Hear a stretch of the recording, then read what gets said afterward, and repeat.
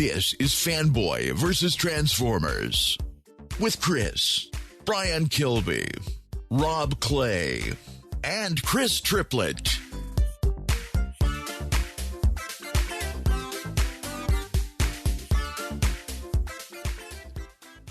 This is Fanboy Vs Transformers Episode 8, More Than Meets the Eye 40? 40. 40. Yeah. Well, I mean, the release schedule with More Than Meets the Eye has been a little bit flaky for the first couple months this year, and it's kind of kept it hard to stay up to speed with it. So, plus Combiner Wars has like 3 different numbers per issue, and that's screwing me up in my head too. So, it's a More Than Meets the Eye episode this week. So I have with me Brian Kilby, Rob Clay, and Chris Triplett. Yo. Hi. Hello. What's new, guys, besides all the stuff we were talking about before we started recording? Not much. Not much. Chris wants a BotCon set now. Well, This both, Chris. yeah, both Chris's kind of want a BotCon set. Like, if you average out the amount we want a BotCon set, it comes out to we kind of want a BotCon set. Yeah. Well, Triplet, if I get a loose set, I'll sell you the pack rat out of it. I don't want just the pack rat. Look, I kind of want the pack rat, but he's like the least one that I want. Maybe if enough people use our Amazon link, we can get Chris's a BotCon set. look, Chris Triplet. doesn't get anything out of that. Or this Chris doesn't. I said Triplet. Chris's, plural. Oh, okay. Triplet, you shouldn't be so picky. I mean, you know, someone's offering to sell you a pack rat. You should be grateful for the opportunity. Okay. You can pretend it's a wall rat. Yeah. I actually still have one mint on package. If it's not melted. It's turned to dust. I'm sure it is. Does the chrome fail on those? I don't know. Yes, they do. Well, then it's probably good that it's sealed, because there's less chance of it happening then. Yes. Now, that's not to say that it can't, because I've seen sealed Transmittal 2 Scourges, but that's like an extreme case of chrome failure. Anyway, we have comic books to talk about. Yes. You can't tell that we've already been like talking on Skype for half an hour before we got to this point, because we're just like going all over the place here. So anyway, this issue. On 3 separate occasions in the past, Ratchet's proven very bad at saying goodbye to people. But in the present, he's grabbing a drink at Swerve's, reminiscing on this fact, perhaps, as Tailgate hoverboards into Swerve's empty bar. Turns out that since Brainstorm tried to poison most of the crew using Swerve's stock of liquor, the bar hasn't been very popular lately. Mirage has even opened up his own place upstairs that everybody's really into right now. Visages, quotation marks included. But Ratchet doesn't really have much time to listen to Swerve complain about his, failing lot in life, because he's late for Brainstorm's hearing. Because remember that time Brainstorm was a Decepticon and traveled through time to kill Megatron before Megatron was Megatron? Yeah. Wasn't that last issue? Issue before last. Seems Issue like before last. yesterday. Yeah. So Brainstorm confirms that he is in fact a Decepticon. He's just intentionally a really bad Decepticon. He's been feeding them information over the years, but it's information they've all already had. He just kind of dresses it up so they don't really realize that. And by doing, he's able to take advantage of his status as a Decepticon, getting illicit materials, exotic stuff, stuff to build time machines that you can't get as an Autobot. And he's doing it without particularly jeopardizing other people, because he's not giving the Decepticons anything they didn't already have. So when the issue of the second Lost Light and its destruction due to other Brainstorm is brought up, Brainstorm demands that he shouldn't be blamed for actions that weren't really his. After all, it was his quantum duplicate. That's totally a different person, right? He had a goatee. He's his evil twin. You couldn't see it because it was underneath the mask. In the end, he receives sentence, and his punishment is only for the crimes of poisoning the crew and, technically attacking Ultra Magnus in the process of escaping, and trying to change history. The punishment for this is that the time machine, his life's work, will be completely destroyed. Brainstorm, though, is not banished from the ship, and Ratchet doesn't really seem happy about this outcome. So afterward, Ultra Magnus questions an uncharacteristically cooperative Megatron about a sensitive datapad that's vanished from his quarters. And at Mirage's bar, Ratchet interrupts Getaway's attempt to poison Tailgate's relationship with Cyclonus so that he can borrow a hoverboard. So a little later, he's checking certain members of the crew for a newly discovered strain of super scraplets, which apparently have the ability to teleport to nearby targets via an infected hoverboard. Huh, what a coincidence. Um, but in the process of this, Ratchet manages to have some quiet time with his near and dear friends, and gives them some advice, sets them on the right course in their recent lives.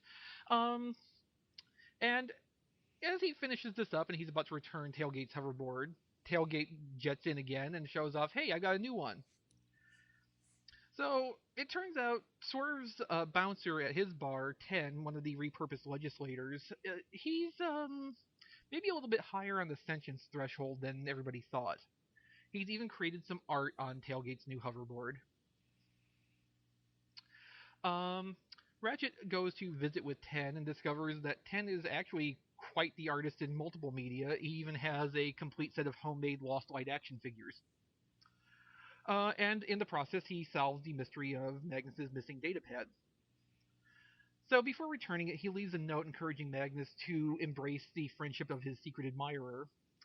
And finally, Ratchet leaves the Lost Light, having mended fences, helped some friends, and successfully having said goodbye for the first time in his life.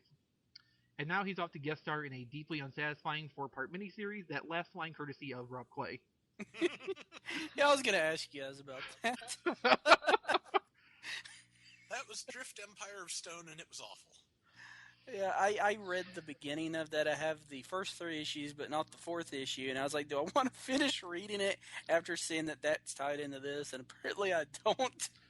Well, you read the first issue of that? I read part of the first issue. I read enough to know that Ratchet's in it. I was like, hey, wait a minute. Ratchet left in this issue. Does this tie into that book where he's going to meet up with Chris? It's like, wait a minute. So, Empire of Stone happened before we started doing the podcast. So let me just give you the short version of this. The beginning of the book lasts the first 3.5 issues, and then it's over. Wow. Awesome. That's pretty much the size of it. The only real benefit of this is if you like the art in Regeneration 1, it's that team, the Guido version of the team, not the Wildman version specifically.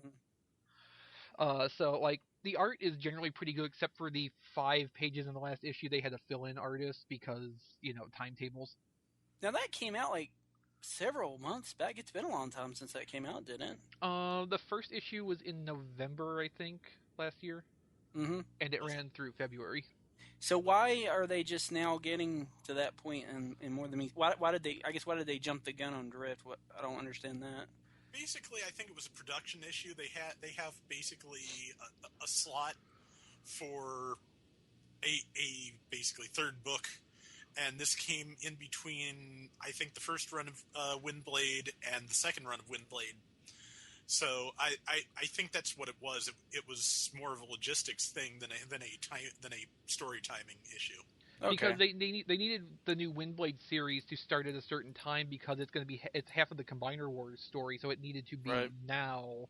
I think if not for that, maybe they would have had Empire of Stone happen, after this month, and then have Windblade happen around that. But yeah, it's a very specific production problem. It's kind of like having Ramondelli doing so much work on the other titles right now because they need to get done fast and early because they're going to be toy pack-ins. Okay. It's that kind of thing. Yeah. Okay, so in this issue, we get the resolution of Brainstorm status as a Decepticon, and even some service to that Rewind murdered whoever was almost Megatron. And I'm glad that got something of a payoff. I'm not necessarily satisfied with the Rewind answer, though. It was a little. On one hand, it was. Go ahead, Rob. On one hand, though, I don't think we're supposed to be. Maybe not. I mean, that's a good point. I hadn't really looked at it that way. Kilby, what were you going to say? Basically the same thing. Yeah. Yeah, I mean, that's one of the reasons Ratchet is upset, that Drift got treated more harshly than anyone else on the ship has, just basically to cover for Rodimus, since he had not yet copped to being complicit in bringing Overlord on board. Yeah. Yeah. And like just staying internal to the Rewind thing, though, I guess it's also kind of hard to bring charges on that, just for the fact that that body was always supposed to be Megatron. The spark inside was always supposed to die before it ever actually came online. So I mean, I think it would go probably in the other direction too, that it wouldn't sit right if Rewind was held to like severe penalties for basically fulfilling the history that was. Yeah. Even though he probably didn't know he was doing that at the time, but I mean, no, you're probably right. It is probably supposed to look like an imperfect solution, even without the context of Ratchet's perspective on Drift's exile. Yeah. So my question about this: are we supposed to sympathize with Brainstorm? It just seems a little. I don't know. It just seems like it's really written in his in light of him being the good guy in the story. I mean, he even gets a standing ovation during part of his trial. I think. Again, okay, go ahead, Rob. I think that all kind of plays into, the I think that plays into Ratchet's sense that Drift got a raw deal. I think that's why that happened. And also, I think when it comes down to it, we're basically supposed to sympathize with everybody. The thing is, too, during Elegant Chaos, when we got to Brainstorm's motivation for what he did, it was a sympathetic motivation that led him to this. He went, to an extreme end to bring about what he wanted, but it was not driven out of it wasn't driven out of like malevolent intent. Yeah. Brainstorm thought he was doing something good for everybody. And yeah, I mean, to a degree, you're supposed to sympathize on that level, even though he did bad stuff in the process of that. But Brainstorm's own explanation of what happened is he tried to do the least possible to make any of this happen. Have the least impact, the least harm. Getting to the point of trying to kill the original Megatron was, the measure of last resort. Yeah. I think it's a lot that, he's a lovable character before this storyline. And they're kind of trying to get both things. They're trying to still make him a lovable character, but also make him be he was the major bad guy they were trying to stop in the last arc. Trying to get away with both things. Mm-hmm. And again, as they bring up internally, a bad guy is kind of a sliding scale here, since Megatron is on the ship and has been a really interesting and compelling and sympathetic character so far. Yeah. They even make the comment about how the line is blurring more and more. It doesn't matter if you're an Autobot or Decepticon anyway, because the war's over. And as long as you play by the rules, what's the problem? Yeah. And Brainstorm didn't play by the rules because he tried to poison everybody, and he shot Ultra Magnus with a disassembly gun, which is a really cool idea. I mean, just putting that out there. So there's this, like, in fiction, there's this genius trope, and the two examples I'm going to cite are both Sherlock Holmes, but one Sherlock from Sherlock, and House from House. I knew you were going there with the second one. But they're both Sherlock Holmes, right? And they are completely antisocial. They think so far ahead of us and have so much more. They're basically putting everybody against everybody, and they have the ability to do these things that other people can't do.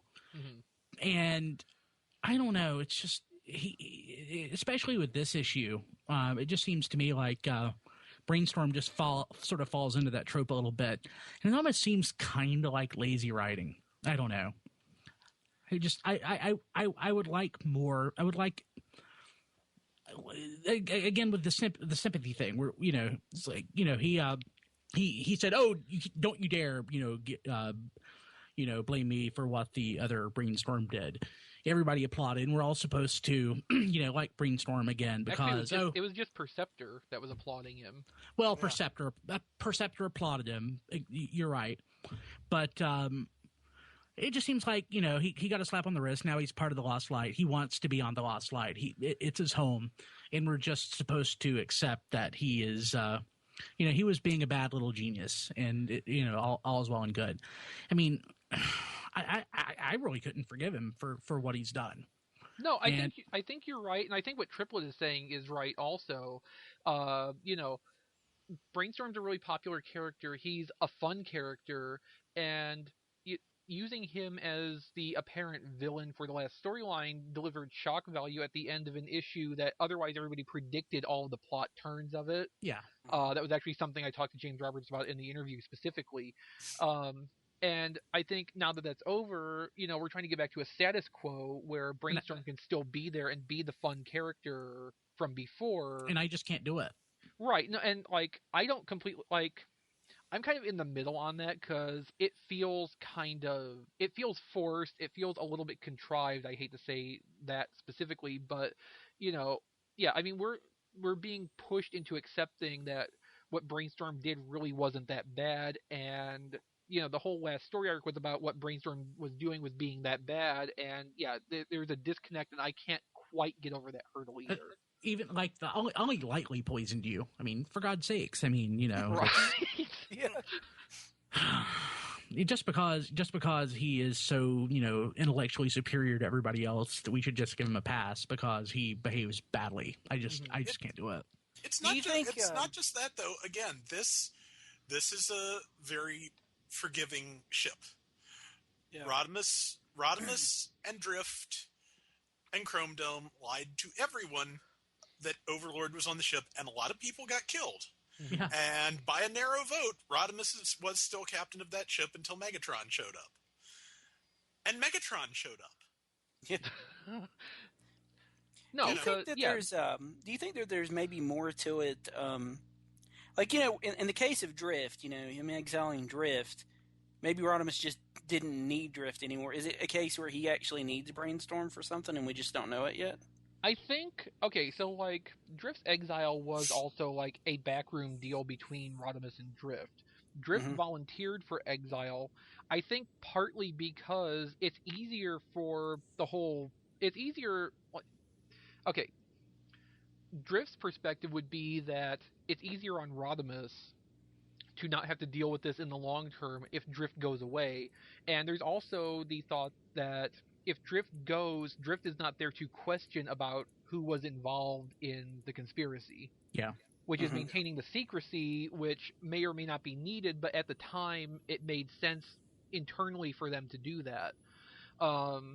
And I think that's something that's being lost a little bit in this too. And also, even in Empire of Stone, the fact that Drift volunteered to go to take the blame off Rodimus and get the issue over with then, the fact that he was not put off the ship against his will, that has been lost in the intervening time, and I think that's an important factor that needs to stay in play.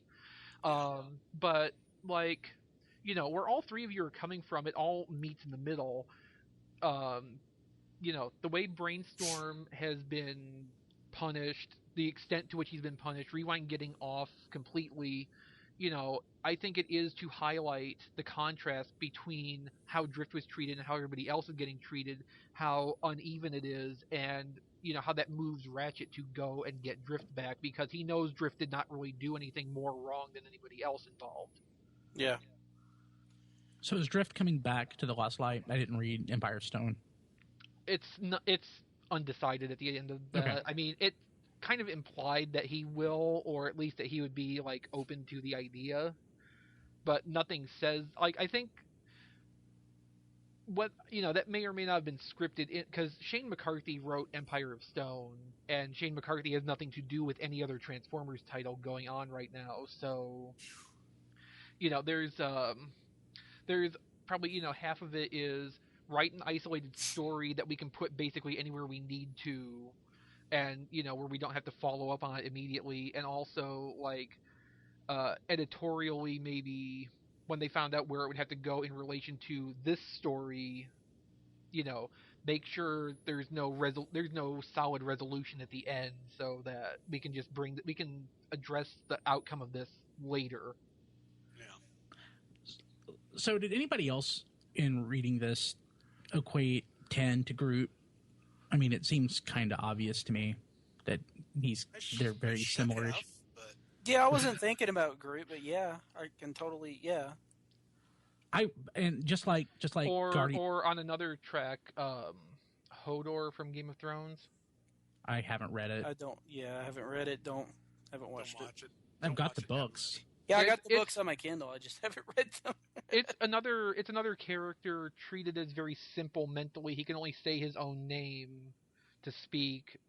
Big, strong. I mean, it's not like it's an original archetype. No. So I think it's valid to interpret it as. But I don't know if that's specifically a reference to Groot or Hodor. Probably not. But you know Yeah. what? By God, just like Groot, I really loved 10 in this. Yeah, this is the first time 10's actually had anything to do besides stand there and say 10. And the drawing on Tailgate's hoverboard, I loved that. I loved that so much. Speaking of the hoverboards, all the Back to the Future 2 jokes are kind of funny. I didn't. There's one I didn't even catch. I know, of course, the first one. It's a pink hoverboard. Oh, okay. But the last one is the one I didn't catch when I first read it, and then I reread it. I was like, oh. I read it twice. I don't. What was the joke? So at the end of it, when Ratchet's doing the whole thing about the hoverboard, and then everybody's going to get sick because they were near it and all this stuff, and then Tailgate runs into him again, and he says, "Hey kid, thanks." He says, "Keep it. I've got a new one." It's a direct reference to Back to the Future too. You would catch that. You love those movies. Yeah, I didn't catch it at first, but with a little girl, it's like, "I've got a." I don't remember what it's called, but it's a big boss. You can keep the pink one, or something. Yeah. It was That's just nice. it was just a neat little reference, and then you go back even further to 2 issues back, and then we're watching Back to the Future 2, and Tailgate was like, "There's a Back to the Future 1 or something like that." It's That's just, great. just little things like that. I think, oh, that's just great. So I like this in our bullet points. Is anybody ever going to tell Tailgate Nutjob is not Whirl's real name? I have a counterpoint to this. Do we know Whirl has not upheld the idea that his name is Nutjob to Tailgate? That's a good point. Because I think Whirl would be fine with that. Yeah. Yeah. He would wear that like a badge of honor. Yeah. I'm Nutjob. Yes. Except he sounds like Bender when he's saying it. Yes. I think, if I remember right, via Twitter, it even has turned out that James Roberts writes Whirl in the voice of Bender too. So it's not. Yes. That's interesting. It's not an accident. I mean, since 4 or 5 issues into More Than Meets the Eye, I can't read Whirl without hearing Bender's voice. I mean, it's just so there. Yeah.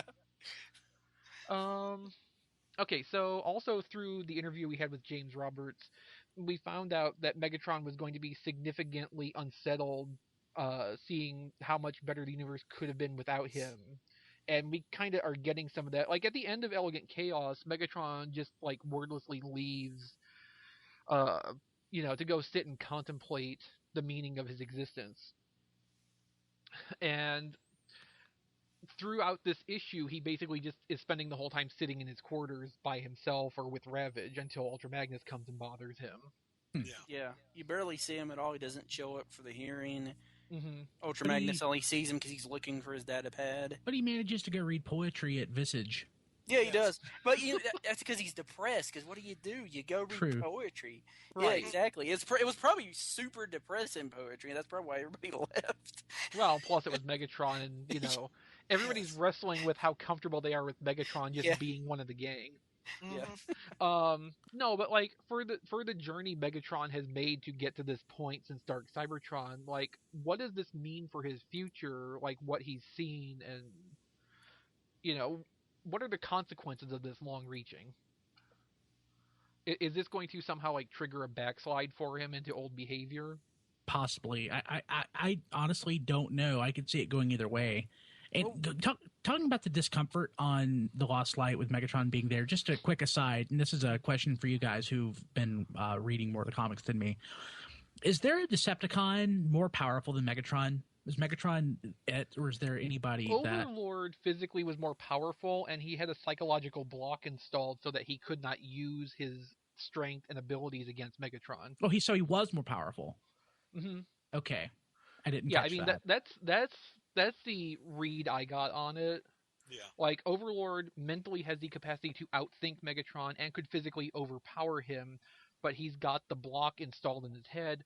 I think part of, like, early Last Stand of the Wreckers or somewhere around that, there was even a thing where he made a deal with Shockwave, I think, to get that Yeah. removed.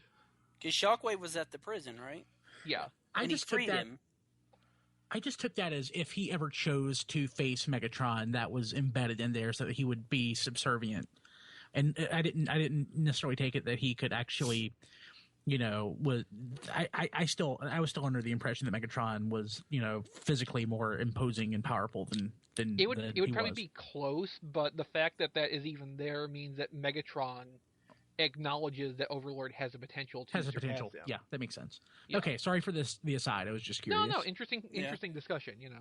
Hey, and like talking about like Megatron backsliding, what about that one of those last panels with the control briefcase? Yeah, yeah. So what's going on with that? Suicide? I guess Ravage wants to hedge his bets. Yeah. Because I like reading that.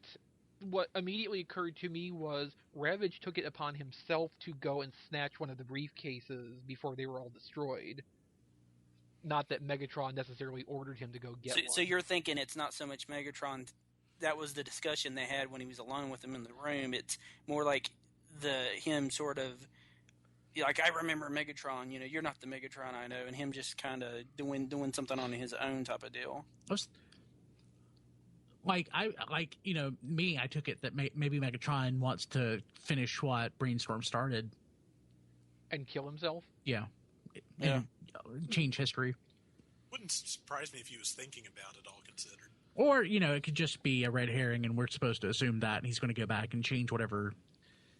Change something else. Who knows? Either way, I think it's a thing that's probably not coming up for a while, right? It's just like a thing that'll. Yeah, I would assume that's just something to hang on the wall and wait for a rainy day. I mean that's either way. That's my take on it. Is that don't let this whole thing get destroyed. Let's keep one around just in case we decide it will be useful somewhere down the road. Yeah. Like whoever decided to do that would be the conversation they would have had. Yeah. And yes, I agree with this bullet point. Tailgate's naive. Getaway's kind of creepy. What is going on with Getaway? I'm not entirely sure on that myself. When he showed up in Remain in Light, it looked like he and Skids had been pretty close before Skids got his mind wiped. Mm-hmm. And my suspicion is Skids is just not really the same person he was before that happened. And, Getaway might be looking to find a replacement. Yeah. I that's kind of what I have in mind. Have Skids and Getaway actually had any screen time together after Remain in the Light? Slaughterhouse. Oh yeah. They had one of the major conversations about living with Megatron. Yeah. While they sent Riptide away because he's annoying. Yes. I like that in the hearing too, where Brainstorm asks, "Hands up, anybody else who's built a working time machine." Mm-hmm. Yeah. Riptide jumped up and time machine. Never mind. Yes. That's great. And another great line that I really liked was, "I'm the worst double agent ever, worse than Run." Joke. Yeah, not it's funny. a bad joke, not funny. Not funny. Yeah, so I haven't had a lot of positive things to say about this issue, but I still really liked it. Yeah. Well, yeah. I mean, that's kind of the thing you get with an issue of More Than Meets the Eye. Like, even if you don't like the direction the story's going in or some of the choices made getting there, it's still really well made, and there's fun little things all over it to just enjoy independently. And it's not that I necessarily, and I said going back to the genius trope thing, and he said that was kind of lazy writing. I'm gonna renege on that just a little bit. The thing is, the story's sort of challenging me. It's not, in a way, it's almost like that's too convenient. So I know for a fact that James Roberts will come back and it'll all make sense retroactively, that this happened for X, Y, and Z, even though right now I'm not really comfortable with the decision that was made or why it happened. Later on it'll make sense in context. So I think it could be an interesting point going forward that having Megatron on board is kind of giving everyone an out for all of their worst behavior. Instead of making Megatron into more of an Autobot, it's like, we've got the worst tyrant in the universe reading poetry in a bar on our ship. We can do whatever. So he's infecting the rest of the crew and making them more evil. Is that what you're saying? Something like that? Yeah, basically that. It would explain Getaway. I mean, he's a total ass in this. Like if you take the societal norms on the Lost Light and treat them as a curve, Megatron's just come in and ruin the curve. Yes, yeah. And it gets to the point of, okay, if we can put up with this person who we've been fighting against for all these years, and all the things he did, if we can live with this person, we can live with just about anything. Yeah. Yeah. I mean, I think that's a very good point and something I hadn't really thought about before now. Yeah, I mean, it makes sense. It's kind of like living with a ticking time bomb. I mean, it's going to change the way you live. Because eventually it's going to go off and it's going to change everything. Yeah, and it is something that you'll notice in previous issues has kept coming up in conversation, particularly when we get to issues like this one, issues as in, philosophical as opposed to comic in this case. But, the fact that they keep going back to, well, we're living with Megatron.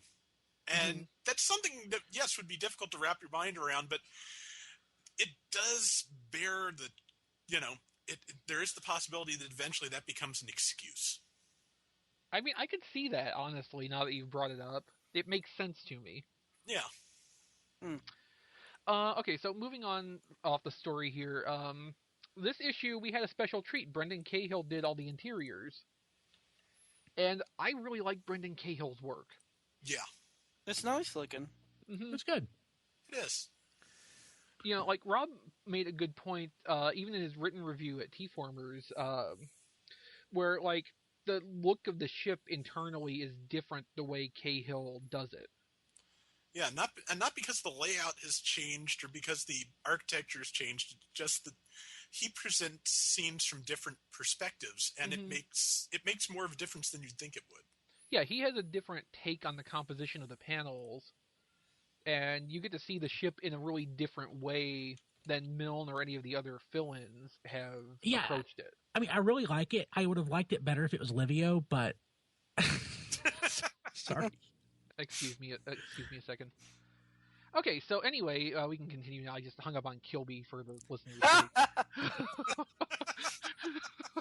Nice. But hi, Kilby. Enjoy your trip. It was a joke. It was a joke. Bad joke.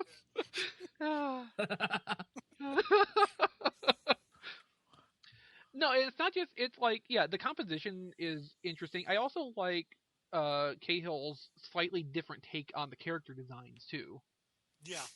They're like I said in the review and in the notes, I don't know that it works for Nautica as well as it does for everyone else.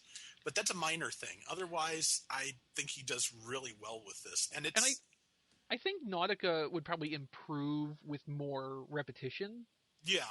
Nautica's very minor in this, and Cahill probably didn't have a lot of time to, like, get Nautica's design nailed down. Yeah. I think if he did more of this, and I would like to see him do more since they're cycling in more fill-in artists on More Than Meets the Eye, so Alex has more time to really polish his stuff. If he gets more chance to do this and, especially more chance to work with Nautica's design, I think it will tighten up and get a little more consistent with how other artists are rendering her. Yeah. It is really nice, though, just to have, the difference, to be able to look at the difference between a couple of artists who are basically, technically speaking, evenly matched. Yeah. That is not something we have gotten on any of IDW's books very often. There's always just a drastic difference to my way of thinking in both, draftsmanship and style, enough so that direct comparisons were not as productive as this. This is really refreshing. If I remember correctly, and I'm trying to look this up on the wiki while I talk, I believe Brendan Cahill did a fill-in on an issue of Not Robots in Disguise. Not a full fill-in though. He did some pages, and then alongside Andrew Griffith. Yeah, And for the most part, it was hard to tell one from the other. Yes, it was. Again, he's got the skill to, hang with their best artists, and that is really nice to see. Like for me, in that issue, it came down to like having to study the pages and look for little stylistic differences. Like Brendan Cahill draws eyes a little bit different than Griffith does, and that was a telltale thing. And like it was really interesting then to have to actually like search for those distinguishing elements. I seem to recall they both wound up doing close-ups of Prowl in separate panels, and that was kind of the key to the whole thing. That and the humans. Yeah. It was issue 36 of Transformers, for the record. Okay. But yeah, I mean, I really like Brendan Cahill's art. I think he's really good. He has a style that really resonates with me. I would like to see, I say this about so many artists, but I'd really like to see him get to do a book, like, if not full-time, like, be a major contributing artist to a title. Yeah. Like, we need another Transformers title that takes all the cool artists and just rotates them. So you would get an issue with Matt Frank every once in a while, Robert Gill, Sarah Stone, Brendan Cahill. They would all have an opportunity to do interior work on an ongoing story without a solid monthly obligation. Alternately, I would take a new title I don't care about to shunt Livio Ramondelli off to, so we could have them on the main books. Oh no, that'd be fine though. Ramondelli would make time to do everything. Of course. That would just make it worse. So, Rob, I think you added this last bullet point. You think this issue retroactively makes Empire Stone a larger disappointment. Would you like to expand on that for us? Just mainly that we have Ratchet here, as usual, being an actual character and an interesting one. And having someone write him and Drift as interesting characters going through that story, such as it was, could have been so much better. I have kind of a counterpoint to this, because the opening page shows 3 scenarios, and what we're supposed to take from that is Ratchet has a problem saying goodbye to people. But if you look at each of those situations, the way Ratchet was with those people and the way he left them led to very bad things happening. So, he declined to go with Roller to be part of Orion Pax's group of renegades. And while it would be an irrational thing, Ratchet could look back on that, and since Roller technically disappeared after Rodimus and company visited them in the past, Ratchet could look back at that and think, maybe if I had been there, I could have done something, and Roller wouldn't be gone, dead, whatever they think happened to him. Yeah. The second one with Pharma is more obvious because we know what happened with Pharma, and this could make it look like if Ratchet had stayed there and given Pharma advice to decline the reassignment to Delphi, he might not have turned into what he turned into. Yeah. And then at the end with Hunter, same thing. He knows what happened with Hunter, and we see Bombshell up in the tree at the very end, and Ratchet could have on his mind too, if I had stayed around a little longer, maybe I would have noticed and could have protected him. Yeah. And that's the one I didn't get, because that's pretty far back in it. It is. Yeah, that is before my time. Yeah, that's before I was reading on a regular basis. Was that before the good book started? Was that back in the old IDW? So this scene would have been at the end of the Simon Furman era and just before All Hail Megatron. Okay. Is that where it's like, what is it, like Devastation or something? Or what were those books called? Each one had like a something station title to it. Is that what it was? Yeah, something like that. Something like that, yeah. And it was also the Spotlight series. Oh, okay. But okay, so like basically, if you look at it from that perspective, it kind of informs the way Ratchet acts in Empire of Stone because he's got in his head that him leaving these things hanging in the past led to bad things happening to all the people that were involved in it. And if he leaves this drift thing to stay hanging, drift could die or something else bad could happen to him, which kind of would explain why in Empire of Stone, his big thing is, let's go back, let's go back. Mm-hmm. He doesn't want to leave drift where he is because he feel like he's looking back at this and feeling like he needs to not make this mistake again. Yeah. Reading the preview, that was the way I was interpreting what was being shown. It's just with the rest of the issue that you can see, what you're supposed to look at is he's just not good at saying goodbye. He just takes off and leaves without wrapping up his affairs. Yeah. The sad thing is, at the end of this issue, it makes me want to go read Empire of Stone, but you guys hate it so much. it just kind of makes me sad. Hate isn't even the word. I'm just disappointed by it. Yeah, hate is far too strong a word for what is actually in there. And like, I really want to see Ratchet meet up with Drift and sort of work things out or do something, And then now that you tell me, it's like, it's just disappointing. I was like, well, that kind of makes me disappointed in this issue now. And see, like, being disappointing is a worse sin than being something I can hate, because at least if I hate it, I have a strong feeling toward it. With disappointment, I just want it gone. Yeah. That's kind of the thing with that. Like, I would like the collected edition of Drift Empire of Stone to have, like, the script corrected, by which I mean rewritten by someone else. Mm-hmm. So it actually would be a thing worth reading. But then you'd be writing a story around existing art, because it'd be silly to just replace all the art. Okay, let's just redo all the art, too. Let's just remake the whole thing for the They could be silent issues, right? Sure. Or just redo the whole thing as, like, a mini novel. Or have flashbacks to it in a future issue of More Than Meets the Eye that make it more interesting. They could make it the alternate universe version of Empire Stone. Oh, okay. So, like, at the end of Empire of Stone, like, Ratchet and Drift walk off into the sunset, basically, literally, and you don't know exactly what happens to them next. So, like, why not, 10, 12 issues down the line in More Than Meets the Eye, just have a one-off with Drift and Ratchet out having an adventure. I'd be down with that. I mean, assuming Ratchet doesn't come back in the meantime. Yeah.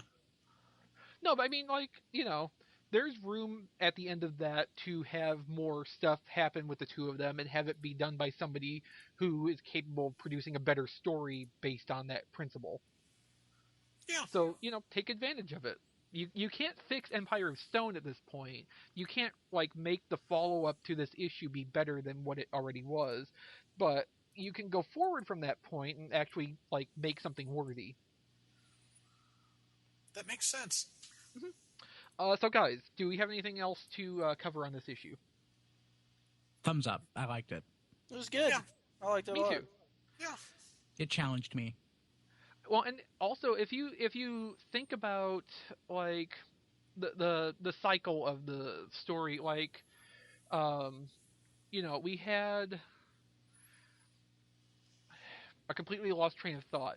Like, between Slaughterhouse and Elegant Chaos, it was just like, big event to big event with no real time to, like, settle down in between. So, it's a nice wind down issue. It's good. It's a good place, where they can reset and get started on the next story arc. Yeah. So, it's a nice little breather and just a place to kind of let things relax and settle so that you can ruin them all again. Yeah.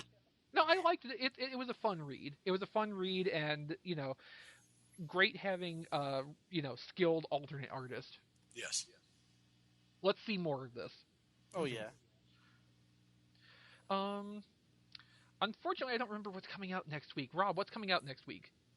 I want to say it's the next chapter of Combiner Wars. Well, let's just look at previews. I can always modify this in editing. Okay. Where's my bookmark for that? Or was the next issue of Combiner Wars the week after? It says May is part 4, Transformers number 41. This is like, the kind of little ad that's in the back of it. So would that be the next book? 41 of Transformers? Maybe?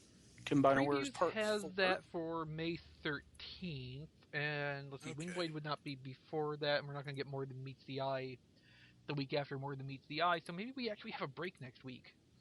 It's quite possible.